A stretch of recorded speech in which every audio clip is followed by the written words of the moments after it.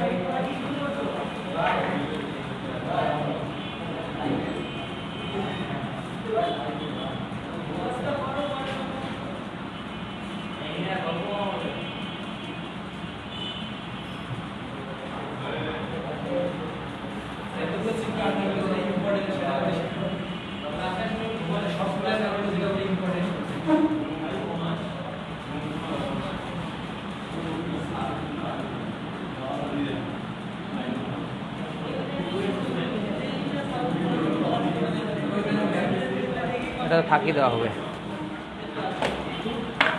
দেখো, আমরা শুধু 500 চিত্রটা আঁকছি, হ্যাঁ।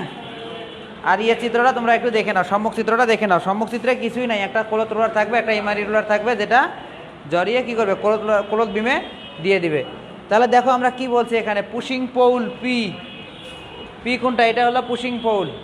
এটা কি মাঙ্কি টেল কি ছেলে থেকে গতিপ্রাপ্ত হয়, তাই তো? গতিপ্রাপ্ত হওয়ার পরে কি এটা উপরে নিচে ওঠানামা করে। এরপর দেখো যখন উপরে নিচে ওঠানামা করবে তখন কি হবে, পুশিং পৌল পি কাকে ধাক্কা দিবে, একটা র্যাসেট হুইল আছে, এটাকে সজোরে ধাক্কা দিবে। ধাক্কা দেওয়ার ফলে কি র্যাসেট হুইলটা ঘুরবে। র্যাসেট হুইলের একই শ্যাফটে আবার বি কি আছে, স্ট্যান্ডার্ড হুইলটা আছে। তার থাকার কারণে কি স্ট্যান্ডার্ড হুইল বিও ঘুরতে থাকবে।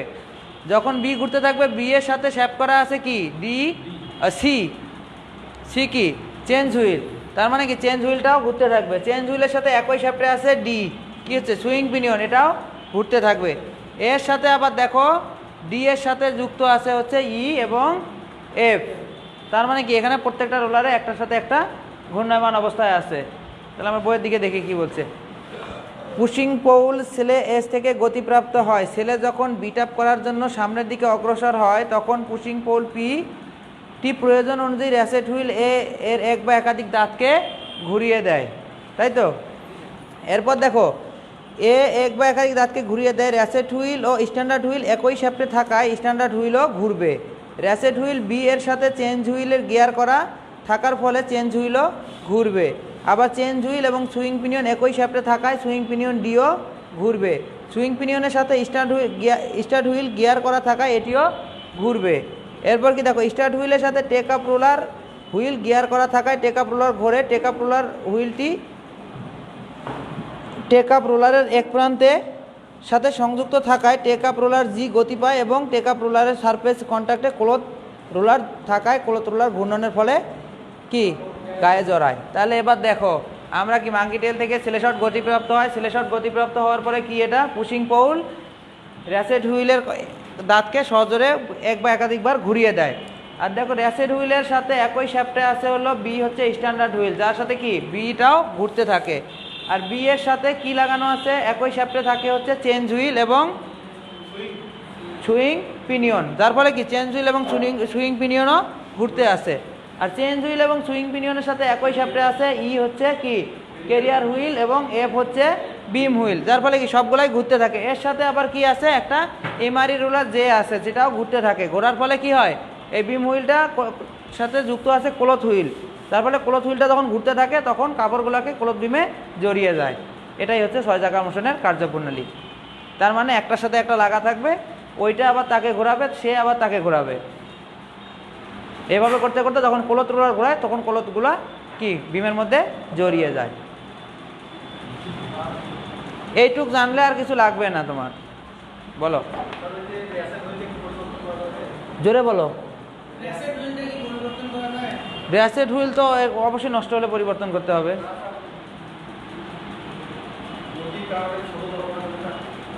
ছোট বড় হবে কেন, এটা তুমি যে সাইজের দিবে সেই সাইজেরই হবে। র্যাসেট হুইলে তো খাস কাটা দাঁত যুক্ত থাকবে। এই দাঁতকে যখন ঘুরায় দিবে তখন মনে করো যে এর সাথে যে শ্যাফটে আছে একই শ্যাফটে বি আছে, বিও ঘুরতে থাকবে। আবার বির সাথে সি একই ইয়ে আছে, এটাও ঘুরতে থাকবে। বোঝা গেছে? না গেলে আমি আবারও বলতে পারি। বাবারে সাইজ দিবে, বিভিন্ন সাইজের হতে পারে। এটা তুমি বিভিন্ন সাইজের করতে পারো। হ্যাঁ, সাইজ তো এখানে তুমি চেঞ্জ করে লাভ নাই, এখানে তোমার যেটা আছে সেটাই। এটা মেশিনের সাইজ অনুযায়ী তোমার প্রয়োজন অনুযায়ী তুমি নিবা।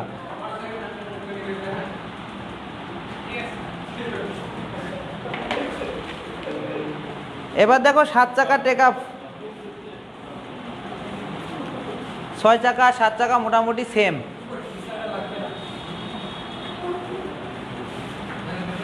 লাগবে না? আচ্ছা তোমরা চিত্রটা দেখো, আমি শুধু একবার শুধু ইয়েটা বলি, কার্যপ্রণালীটা বলে দিই। দেখো কি বলছে, পুশিং পৌল এম প্রয়োজন অনুযায়ী র্যাসেট হুইলের এক বা একাধিক দাঁতকে ঘুরিয়ে দেয়। ওই দেখো এখানে পুশিং পৌল আমরা পি ব্যবহার করছি, এখানে এ ব্যবহার করছি। এটা কি এক বা একাধিক দাঁতকে ঘুরিয়ে দেয়। এখানে একটি রিটেইনিং পৌল এন আছে যা র্যাসেট হুইলকে ধরে রাখে। অর্থাৎ কি এখানে আরেকটা ই আছে, এইরকম আরেকটা ই থাকবে। এই যে এখান থেকে ধরে নাও, এখান থেকে এখানে এটা একটা এন আছে যেটা হচ্ছে র্যাসেট হুইলকে ধরে রাখে। অর্থাৎ এটা যত জোরে ধাক্কা দিচ্ছে এটা তার সাথে গতি কমায় দিচ্ছে।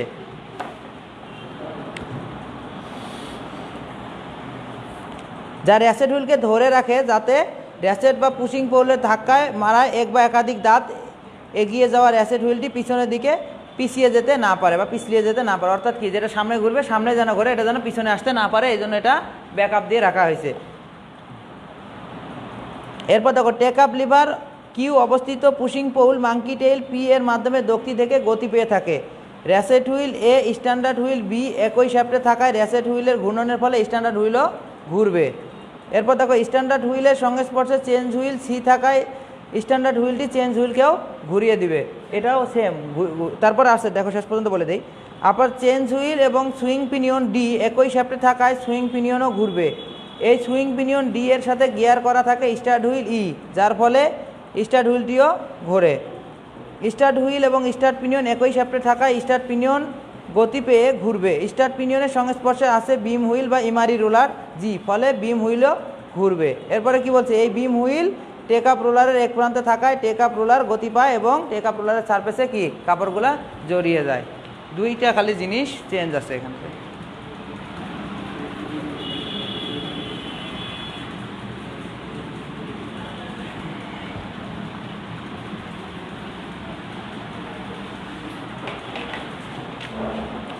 এরপর দেখো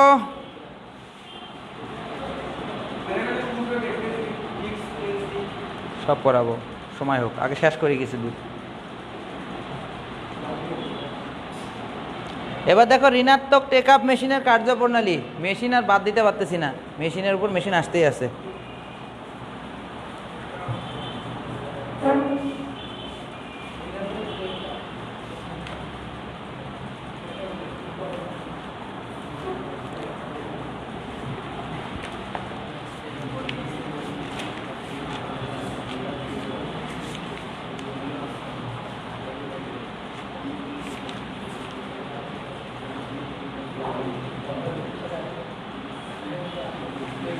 এটা বাদ দাও, দিয়ে পজিটিভ এবং নেগেটিভ টেক আপ মোশনে আসো। পজিটিভ এবং টেক আপ নেগেটিভ মোশনে আসো। 1.7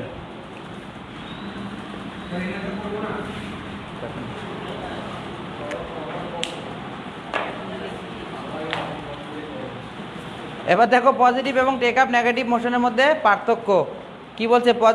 পজিটিভ টেক আপ মোশনে টেক আপ রোলারকে গিয়ারের মাধ্যমে ঘোরানো হয়, আর নেগেটিভ টেক আপ মোশনে টেক আপ রোলারকে কি ডেড ওয়েট বা স্প্রিংয়ের মাধ্যমে ঘোরানো হয়। অর্থাৎ কি পজিটিভটাকে আমরা গিয়ারের মাধ্যমে ঘোরাই এবং নেগেটিভটাকে আমরা স্প্রিংয়ের মাধ্যমে অথবা ডেড ওয়েটের মাধ্যমে ঘোরাই। দুই রোলার দ্বারা এই মোশনটি সম্পন্ন হয়। প্রথমটি পিক টেক আপ রোলার যা কাপড়কে শুধুমাত্র টানে এবং দ্বিতীয়টি ক্লথ বিমে জড়াতে সাহায্য করে। অর্থাৎ কি এর মধ্যে দুইটা রোলার থাকে, একটা হচ্ছে কি কাপড়কে শুধু টানবে আর একটা হচ্ছে কাপড়কে ক্লথ বিমে জড়িয়ে দিবে। এবার দেখো এখানে একটি মাত্র টেক আপ রোলার থাকে যা কাপড়কে টানে এবং নিজেই সেটা গায়ে জড়িয়ে দেয়। অর্থাৎ পজিটিভের মধ্যে আমার দুইটা রোলার থাকে, একটা শুধু কাপড়কে টানে আর একটা কাপড়কে ক্লথ বিমে জড়িয়ে দেয়। আর নেগেটিভের ক্ষেত্রে আমার একটা রোলারই থাকে, এটাই টানে, এটাই একই সাথে আমার কাপড়টাকে জড়িয়েও দেয়। এবার দেখো টেক আপ এর পরিমাণ কম হলেও ইঞ্চি প্রতি পিক সংখ্যা ঠিকই থাকে। অর্থাৎ কি আমার নেওয়ার পরিমাণ যত কম থাকুক না কেন, ইঞ্চি প্রতি আমার যে পিক সংখ্যা সেটা ঠিক থাকে। এখানে দেখো টেক আপের পরিমাণ বেশি হলেও ইঞ্চি প্রতি পিক সংখ্যা নিয়মিত বা ঠিক থাকে না। এখানে যত বেশি নিয়োগ না কেন, ইঞ্চি প্রতি যে পিক সংখ্যাটা আমার প্রয়োজন সেটা ঠিক মতো থাকে না। এই দেখো এই মোশন হালকা এবং মধ্যম কাপড় তৈরিতে ব্যবহৃত হয়, আর এই মোশন কি ভারী কাপড় তৈরিতে ব্যবহৃত হয়। এটি পাওয়ার লুমে ব্যবহৃত হয়, এটি হ্যান্ডলুমে ব্যবহৃত হয়। অর্থাৎ পজিটিভ টেক আপ শুধুমাত্র পাওয়ার লুমের ক্ষেত্রে ব্যবহার করা হয়, আর নেগেটিভটা কোথায় ব্যবহার করা হয়, হ্যান্ডলুমে ব্যবহার করা হয়। কাপড়ের ইঞ্চি প্রতি পিক সংখ্যা সঠিকভাবে নিয়ন্ত্রণ করা যায়, কিন্তু নেগেটিভে কাপড়ের ইঞ্চি প্রতি পিক সংখ্যা নিয়ন্ত্রণ করা যায় না। সুষম পিক স্পেসিং পাওয়ার জন্য এই মোশন ব্যবহার করা হয়, আর পরেন সুতার ঘনত্ব বেশি পাওয়ার জন্য এই মোশন ব্যবহার করা হয়। অর্থাৎ কি পজিটিভ টেক আপ মোশন কি গিয়ারের মাধ্যমে চলে, আর ওটা হচ্ছে স্প্রিংয়ের মাধ্যমে চলে। এর মধ্যে কয়টা রোলার থাকবে, দুইটা রোলার থাকবে, একটা টানবে আর একটা জড়াবে। আর ওর মধ্যে একটা রোলার থাকবে যেটা শুধু ওটাই টানবে ওটাই জড়াবে। এখানে কি সুষম পিক স্পেসিং পাওয়া যাবে, এখানে পাওয়া যাবে না। হালকা এবং মধ্যমানের কাপড়ের জন্য ব্যবহার করা হবে, আর ওটা ভারী কাপড়ের জন্য ব্যবহার করা হবে।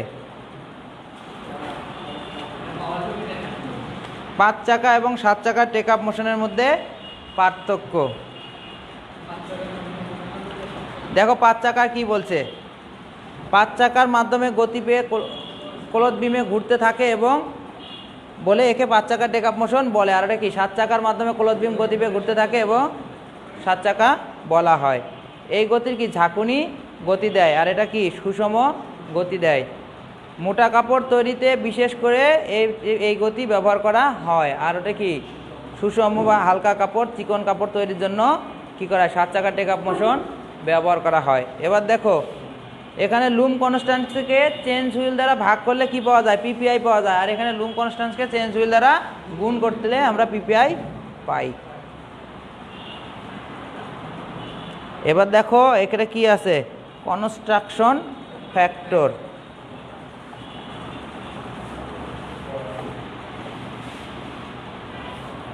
কনস্ট্রাকশন ফ্যাক্টরে কি বলছে, তাতে কাপড় একটা নির্দিষ্ট টেনশনে থাকে, তাতের মধ্যে যে কাপড়গুলো থাকে তা একটা নির্দিষ্ট টান টান অবস্থায় থাকে।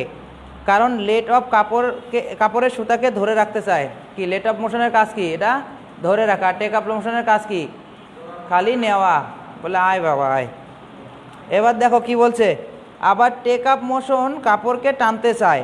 কাপড়ের মধ্যে কাপড়ের এই অবস্থাকে লুম স্ট্রেট ফেব্রিক বলে। অর্থাৎ কি যখন লেট অফ ধরে রাখতে চায় এবং টেক আপ কি টানতে চায়, তো এই যে অবস্থায় থাকে এটাকে কি বলা হয়, লুম স্ট্রেট ফেব্রিক। অর্থাৎ এই অবস্থায় কাপড়টা কি লুমের মধ্যে টান টান অবস্থায় বিদ্যমান করে, এই জন্য এটাকে লুম স্ট্রেট ফেব্রিক বলা হয়। স্ট্রেট মানে তো বোঝো সোজা। তার থেকে বের করার পর কাপড়ের মধ্যে কোনো টেনশন থাকে না, অর্থাৎ কাপড় টান মুক্ত হয়। ফলে কাপড়ে কিছু সংকোচিত হয়। সংকোচনের একটা নির্দিষ্ট পরিমাণ আছে। কটনের ক্ষেত্রে এটির পরিমাণ গড়ে 1.5% এবং 1.5% হলে কটন কাপড়ের কনস্ট্রাকশন ফ্যাক্টর। তার মানে কি টেক আপ রোলার টানতে চায়, লেট আপ রোলার ধরে রাখতে চায়। এই অবস্থায় কাপড়টা যখন তাদের মধ্যে অবস্থান করে তখন স্ট্রেট অবস্থায় থাকে, তাই তো। এরপর যখন আমরা লেট আপ থেকে কাপড়টাকে কিছুটা টেনে নিয়ে আসবো তখন কাপড়ের মধ্যে কোনো প্রকার টান বা টেনশন থাকে না।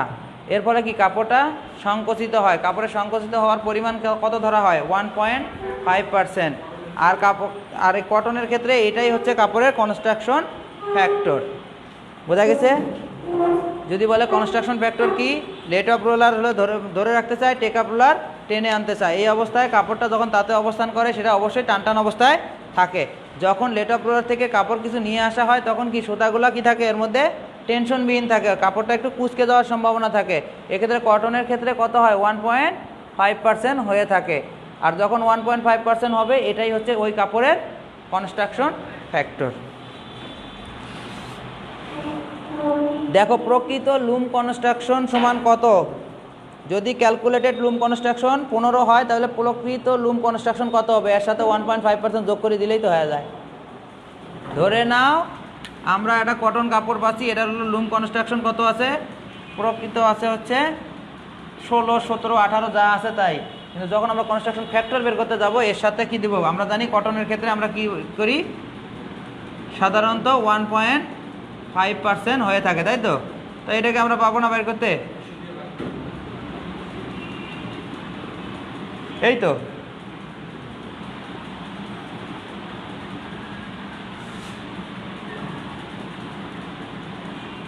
একশো 1.5 হবে না বাই হচ্ছে 100। তো এটা দুই পাশে নিয়ে আসো, কি হবে 1500 যোগ হচ্ছে 100, 1.5 বাই 100 ভাগ কাটাকাটি করলে যা আসবে তাই। হ্যাঁ 100টা কেন ব্যবহার করলাম, কোথায় যোগ,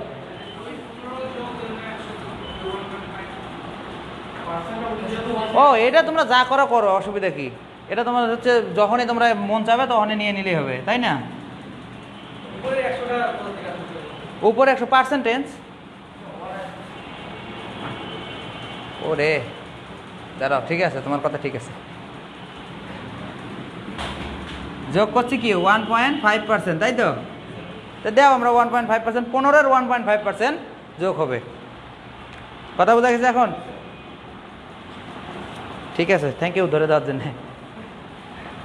এবার দেখো বিধিব টেক আপ পার্সেন্টেজের ক্ষেত্রে কি বলছে, উৎপাদিত কাপড়ের দৈর্ঘ্য এবং উক্ত কাপড় তৈরিতে কাপড়ের দৈর্ঘ্যের চেয়ে কিছু বেশি সুতা নেওয়া হয়, তাই তো। এই দুই এর অনুপাতকে টেক আপ পার্সেন্টেজ বলা হয়।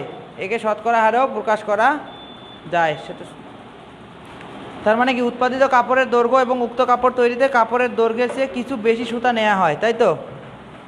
আমরা যদি উৎপাদন করব তার চাইতে কিছু বেশি সুতা নিব, এই দুইয়ের মধ্যে যে পার্থক্যটা সেটাই হচ্ছে আমার টেক আপ পার্সেন্টেজ। শতকরা হারে প্রকাশ করলে এটাকে আমরা বলবো টেক আপ পার্সেন্টেজ। ধরে নাও ওর কাপড়ের দরকার, ওর একটা শার্ট তৈরি করতে কাপড় লাগবে হচ্ছে 1 গজ 15 গিরা, তাই না? বা 2 গজে ধরে নাও। কিন্তু আমার হলো আমি যখন টেইলারকে দেব, আমরা অবশ্যই 2 গজ 2 গিরা বা একটু বেশি দিব। এই দুটোর মধ্যে যে পার্থক্য, এটাকে যখন শতকরা হারে প্রকাশ করব, এটাই হচ্ছে টেক আপ পার্সেন্টেজ। তার মানে কি বলছে, উৎপাদিত কাপড়ের দৈর্ঘ্য এবং উৎপন্ন কাপড় তৈরিতে কাপড়ের দৈর্ঘ্যের চেয়ে কিছু বেশি সুতা নেওয়া হয়, অর্থাৎ কিছু বেশি সুতা আমরা নেব, এটাই হচ্ছে টেক আপ পার্সেন্টেজ।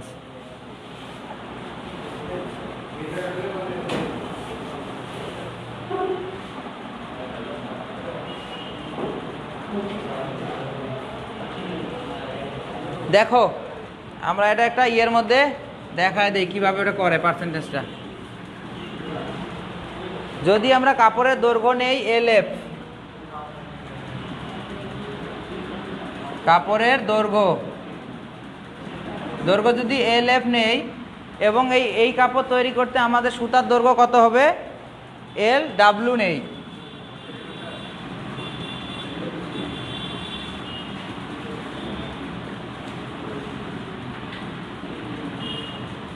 সুতার দৈর্ঘ্য হচ্ছে LW, অর্থাৎ কি, আমরা যে কাপড়টা তৈরি করব তার দৈর্ঘ্য হলো LF এবং এই কাপড় তৈরি করতে আমরা যে সুতা নেব তার দৈর্ঘ্য হচ্ছে LW। তাহলে টেক আপ কত হবে,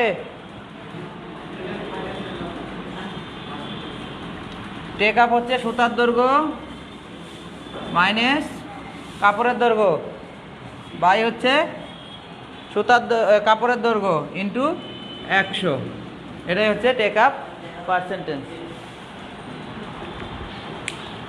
তাহলে বোঝা গেছে, আমরা যে কাপড় নেব ওই কাপড় তৈরিতে যে পরিমাণ সুতা লাগবে এর যে পার্থক্য থাকে, এটাই হচ্ছে আমার, এটাকে যখন আমরা শতকরা হারে প্রকাশ করবো সেটাই হচ্ছে টেক আপ পার্সেন্টেজ। তাহলে আমরা যদি কাপড়ের দৈর্ঘ্য নেই LF আর হচ্ছে ওই কাপড় তৈরি করতে সুতার দৈর্ঘ্য কত LW, তাহলে আমার টেক আপ পার্সেন্টেজ কত, LW বিয়োগ LF into by LF into 100।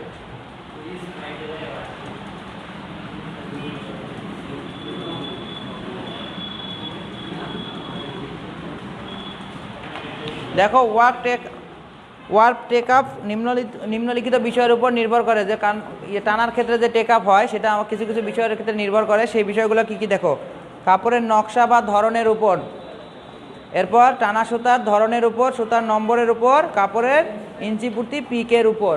এবার দেখো পিক ডেনসিটি, অর্থাৎ পিকের ঘনত্বটা কি বলছে দেখো, কাপড়ের ইঞ্চি প্রতি পিক সংখ্যাকে পিক ডেনসিটি বা পরনের ঘনত্ব বলা হয়। এটা কিন্তু সংক্ষিপ্ত অতি সংক্ষিপ্ত যে কোনো একটাতে থাকবেই যে পিক ডেনসিটি কাকে বলে। তার মানে কি, প্রতি ইঞ্চিতে পিক সংখ্যাকে আমরা পিক ডেনসিটি বলে থাকি। পিক স্পেসিং কাকে বলে দেখো, পিক স্পেসিং কাকে বলে দেখো, দুটি পরপর পিকের সুতার মধ্যবর্তী দূরত্বকে পিক স্পেসিং বলে। অর্থাৎ দুটো সুতা যখন থাকে এর মাঝে যে মধ্যবর্তী দূরত্ব থাকে এটাই হচ্ছে পিক স্পেসিং। হ্যাঁ দেখো পিক স্পেসিংয়ের পার্থক্য সাধারণত কত হয়ে থাকে, 1/PPI।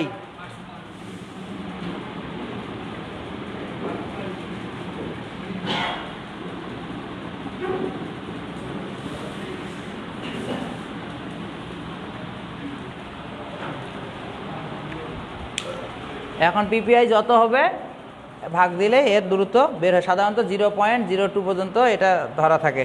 এবার দেখো পিক স্পেসিংয়ের পার্থক্য হওয়ার কারণগুলো কি কি, যদি টেক আপ ইকসেন্ট্রিক হয় তবে পিক স্পেসিং এ পার্থক্য হয়। এবার দেখো গুগল দিয়ে দেখো একটু কি আছে, একবার চেষ্টা করে দেখো, না পেলে আমি আসি। এরপর দেখো যদি সুতার গুণাগুণে পার্থক্য হয়, অর্থাৎ সুতার শক্তি এবং ইঞ্চি প্রতি পিক কম বেশি হয়। এরপর দেখো পিক যদি ফেল অফ দ্য ক্লথে যথাস্থানে না পড়ে। এবার দেখো টেক আপ এর হার কোনো পরিবর্তন হলে ফেল অফ দ্য ক্লথের অবস্থারও পরিবর্তন হবে এবং পিক স্পেসিংয়ে পার্থক্য হয়। এরপর দেখো লেট অফ এর হার পরিবর্তন হলে টানার টেনশনও পরিবর্তন হয়, ফলে ক্লথের অবস্থানের পরিবর্তন হয় এবং তাতে পিক স্পেসিং এর পরিবর্তন হয়। এবার দেখো দীর্ঘ সময় লুম বন্ধ থাকলে পিক স্পেসিংয়ের পার্থক্য হয়। এবার হলো এক্সেন্ট্রিক, নাকি আমার টেক আপ রোলারটা যে অবস্থায় থাকার কথা শুধু সেই অবস্থায় না থেকে অন্য কোনো কারণে ত্রুটিপূর্ণ জায়গায় থাকে, সেটাই হলে আমার কী হবে, পিক স্পেসিংয়ের পার্থক্য হবে।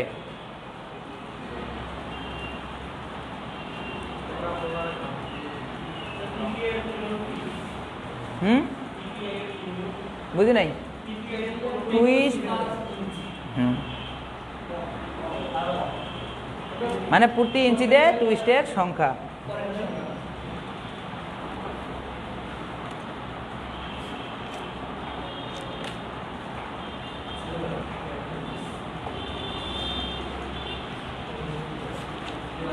এরপর আসো এক অধ্যায়ের আমি কিছু সংক্ষিপ্ত অতি সংক্ষিপ্ত দাগায় দিচ্ছি, দাগায় নাও।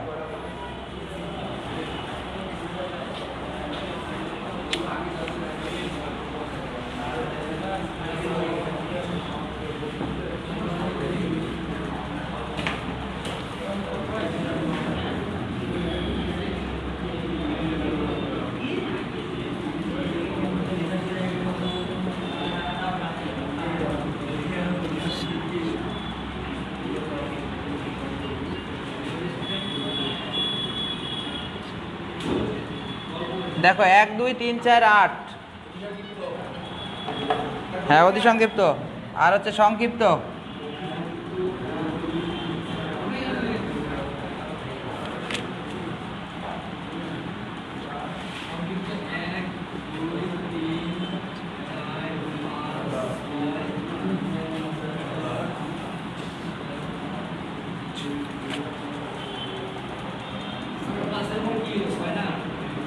ছয় 8। এরপর দেখো রচনা হলো 5 চাকা 6 চাকা আর হচ্ছে 7 চাকা।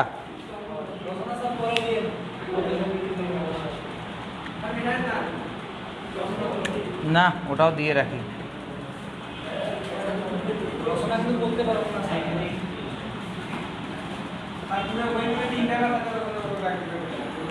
ঠিক আছে।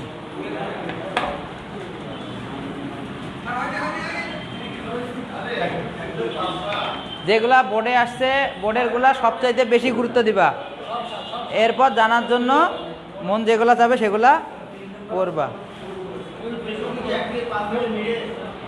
আর 3 নম্বর পড়ার দরকার নাই। এবার দেখো লেট অফ মোশন, যে মোশনের সাহায্যে টানা সুতার বিম হতে প্রয়োজনীয় সংখ্যক সুতাকে একটি নির্দিষ্ট হারে বুনন এলাকায় ছেড়ে দেওয়া হয়, যার ফলে কি টানা সুতা এবং কাপড়ের মধ্যে একটা সমটেনশন বজায় থাকে, তাকে সুতা ছেড়ে দেওয়া বা লেট অফ মোশন বলে। অর্থাৎ কি, যে মোশনের মাধ্যমে টানা সুতাগুলোকে একটা নির্দিষ্ট বুননের আগে ছেড়ে দেওয়া হয়, এটাই হচ্ছে let off motion. Let off মোশনের কাজ দেখো, এই কাজটা দিয়ে আজকে ক্লাস শেষ করব।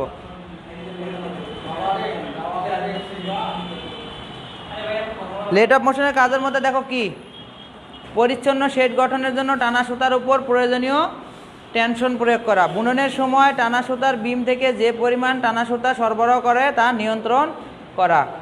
এরপর দেখো কাপড়ের একক স্পেসে সমান সংখ্যক পিকের জন্য টেক আপ মোশনের সাহায্যকারী হিসেবে কাজ করে। কাপড় প্রস্তুতে টানা এবং ফিলিংয়ের মধ্যকার সঠিক টেনশন রক্ষা করে।